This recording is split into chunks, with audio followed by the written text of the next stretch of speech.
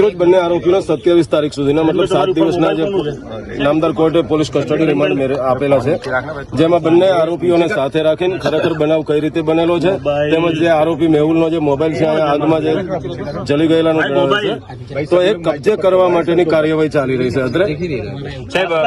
પ્રાથમિક વિગત શું સામે આવી છે? ઘટના બની કઈ રીતે બની? શું ઘટના એમાં જે આરોપી છે સાદિક, એને કામે લાવેલો જે એક વ્યક્તિ જે બરોબર જે અંદર જ્યાં આ મટીરિયલ રાખેલું એ પેલાની અંદર ગયેલો, એ દરમિયાન અચાનક આકસ્મિક બ્લાસ્ટ થયેલાનું જણાઈ આવેલું છે.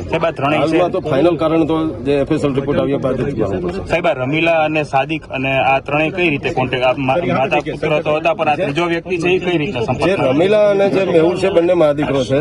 અગાઉ જે મેં આપને જણાવ્યું એમ એમનું 2014 સુધી અહીંયા યુનિટ ચાલુ હતું, એના ઉપર જે તે સમય બ્લાસ્ટ થતા એમની ઉપર ગુનો દાખલ કરવામાં આવેલો હતો. પરંતુ સાદિક છે પણ એ પણ અહીંયા બાજુમાં રામણ ગામનો જ છે. એટલે બંને અગાઉ જયારે વાંચ ગામથી જે આ બંને સામાન લાવતા અથવા તો અગાઉ પણ આ બંને જૂના સમયથી ઓળખે જ છે એકબીજાને, જયારે આનું મેહુલનું અગાઉનું કારખાનું ચાલુ હતું ત્યારે. પોલીસ કઈ મુદ્દા ઉપર તપાસ કરશે આગળ? પોલીસ હવે ખરેખર આ એક્સપ્લોઝિવ કઈ જગ્યાએથી આ લોકો લાવવામાં આવેલ હતા અને એને મકાન ભાડે આપનાર જમીન ભાડે આપનારનો શું રોલ છે એ દિશામાં પણ તપાસ કરવામાં આવનાર છે.